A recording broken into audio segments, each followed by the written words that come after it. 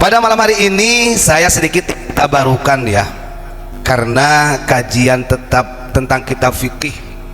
Kebetulan di belakang saya ini ada silsilah fiqhiyah madhab Imam Syafi'i ya, dan ini yang diajarkan kepada para santri.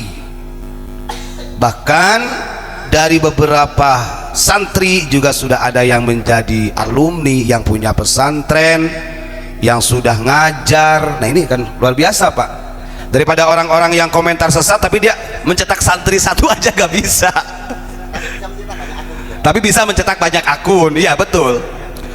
Saya tuh Masya Allah ketika ada kapan hari itu hampir 100 lebih santri yang di Indramayu, hafidh dan hafidhah, dari mulai 1 juz, 5 juz, 10 juz sampai 30 juz, ketika wisuda bersama Abu Iya di Indramayu itu Masya Allah nangis Pak batin itu. Karena memang yang bikin nangis saya ini kasihan kepada orang-orang yang nggak bisa mencetak hafidh-hafidhah, bisanya mencetak akun gitu. Ini kan kasihan, mencetak akun banyak-banyak, dawir banyak-banyak gitu kan. Nah ini kalau bagi saya memang, nah ini kalau bahasa Kanjeng Nabi itu yati ala ummati itu Pak, sanawatun khoda'atun itu wa yusaddaqu bihal kadhib wa yu'tamanu bihal khoin gitu, dan hoak tahun kebohongan. Di dalam kitab Rahmatul Ummah ini adalah fikih atau fikih yang memang dari 4 mazhab, tapi saya tidak akan banyak-banyak, tabarukan sajalah untuk membuktikan bahwa di unik kitabnya masih sama, Qur'annya juga masih sama, belajar akidahnya juga masih sama dengan Nahdliyin. Artinya tidak ada yang berbeda. Yang berbeda itu adalah mulut-mulut orang yang memang sudah punya rasa benih-benih yang gak baik kan begitu. Dan saya berharap kepada seluruh jamaah dimanapun tetap istiqomah, karena urusan hidayah kita tidak tahu. Sekalipun saya malah dengan ada orang-orang yang kemudian menghujat, membenci sedemikian rupa, saya sering ingat fatwanya ulama, bahkan Abah Gufron juga ya, mungkin kalau kan ada juga ngomong orang kok disebut Abu Ya gitu ya, Abah Gufron atau kalau masih Abah juga gak boleh ya Bapak Gufron, atau Bapak gak boleh Om, terserahlah gitu. Karena untuk panggilan itu Abu Ya ini atau Mama Gufron tidak pernah mempermasalahkan. Wong di zaman Surabaya itu orang juga manggilnya ada yang Kang Gufron, ada juga yang Bang, macam-macam kan begitu. Tapi ada Pak di kaum sebelah dipanggil, ada kata namanya sampean namanya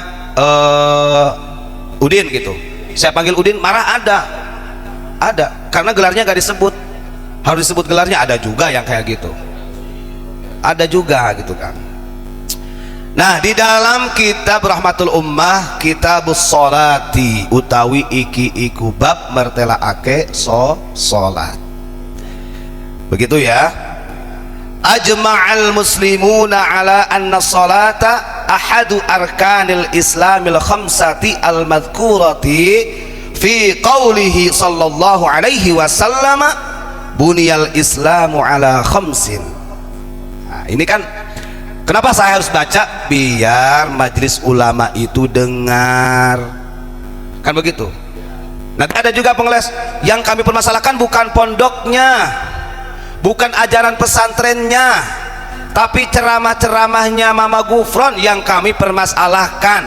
Yang dimasalahkan potongan videonya kok, yang 1 menit berapa detik gitu, tidak nonton yang utuhnya, ya jadi gagal paham kan begitu.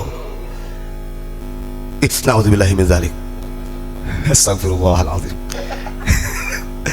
Sepakat umat muslim, artinya para ulama termasuk madzhabul arba'ah, bahwa sesungguhnya salat adalah salah satu dari rukun Islam yang 5 yang telah dijelaskan di dalam hadis Nabi Muhammad sallallahu alaihi wasallam, buniyal islamu ala khamsin.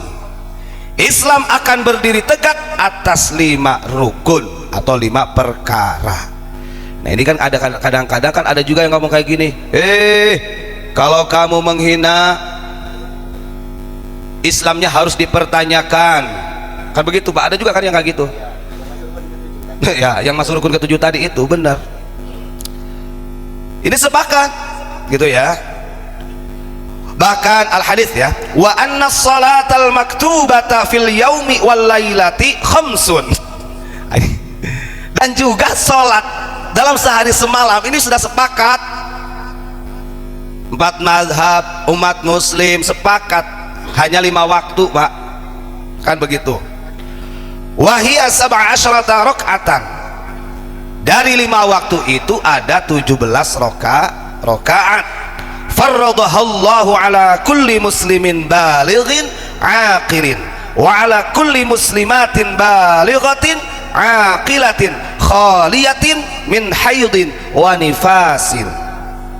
Saya kira ini juga dipelajari, dibaca semuanya oleh santri-santri Nahdlatul Ulama.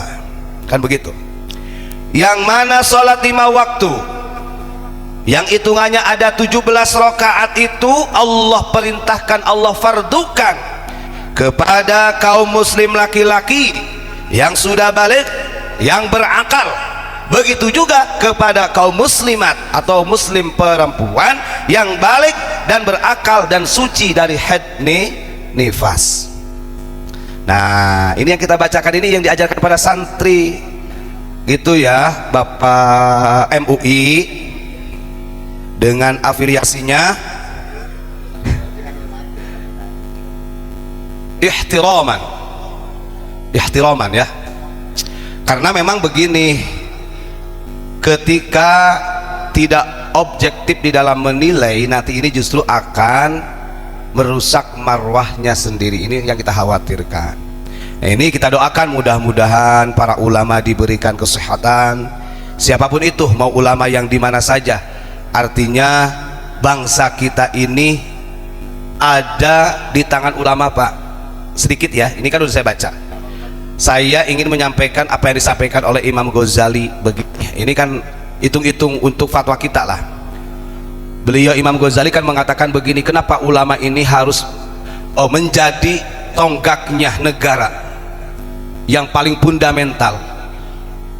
Di dalam penyampaian Imam Ghazali kan begini, ma fasadatir ra'iyah illa bi fasadatil umara.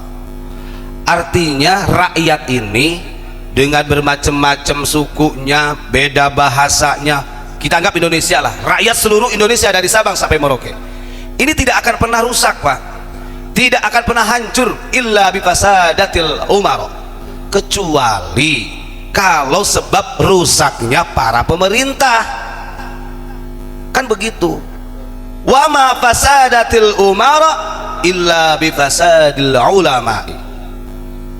Begitu juga umara, pemerintah dari RT, RW, lurah, camat, bupati, wali kota, gubernur, wakil presiden sampai presiden, menteri-menterinya, kalau kata Abu ya sekneknya, semuanya tidak akan pernah menjadi cur.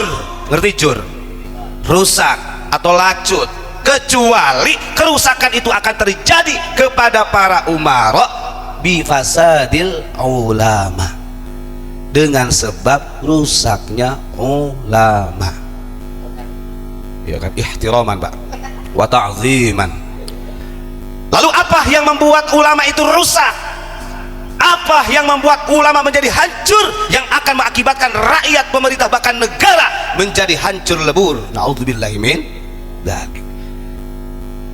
Disampaikan oleh Imam Ghazali, Masya Allah, wa fasadul ulama bihubbil mali wal jah. Catat, rusaknya ulama akan mengakibatkan hancurnya pemerintah, rakyat, bahkan negara, bahkan agama, disebabkan bihubbil mali wal jah, karena cinta dunia, pangkat, jabatan, kepentingan ma'isyah. Masya Allah, kita ini makanya ngeri. Karena bagaimanapun juga kata Imam Ghazali, nanti di akhirat itu awaluman yus'alu yaumal qiyamah salah satu nafar. Ada 3 golongan yang pertama kali akan dimintai pertanggungjawaban oleh Allah. Siapa itu? Yang pertama al-alim, orang yang diberi ilmu, yakni para ulama. Dikiranya jadi ulama itu mudah, jadi ulama dapat titel ulama kemudian meninggal surga. Ulama ini nanti akan ditanya pertama kali sebelum umat-umat yang lainnya. Bahkan Imam Ghazali itu menyampaikan, yang menukil dari hadis itu dalam Ihya, dicontohkan ulama yang memang ahli neraka. Udkhulun nar, kata Allah. Alim, melebu, asup sia, asup ke neraka. Apa sebabnya? Karena engkau goreng adab ka Gusti Allah. Ya Allah, naon salah abdi? Abdi mah teu mau salah, abdi kan ulama gaduh santri seueur, jamaah loba, majelis di mana-mana, pesantren magrong-magrong seueur. Ya Allah, ilmuna abdi teh tos diamalkeun, diajarkeun ka santri seueur, santri abdi jadi DPR, seueur santri abdi jadi menteri, seueur santri abdi jadi dokter. Bohong maneh cek Allah. Ulang bohong sia ka aing. Deuk naon sia ngomong kos kitu, padahal hate maneh goreng niatna ngan hayang katingali ku batur supaya maneh dianggap sebagai orang alim, supaya maneh disebut orang anu mulia di hadapan masyarakat. Bohong sia, asup neraka maneh. Duh, kana neraka. Maka tong lalawora mun dia ngarasa jadi ulama, cicingkeun amanah baginda ti Rasul kudu al umana. Kan gitu. Da kiwari mah hese neangan ulama nu bener-bener. Zaman kiwari mah hese. Manya urang teu poho kana sabdana Nabi, sayati zamanun ala ummati alladzina la ya'rifunal ulama illa bithaubin hasan. Dak dengekeun.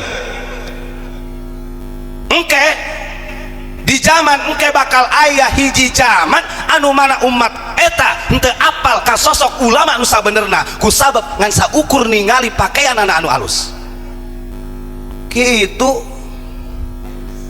Matak cing hade kade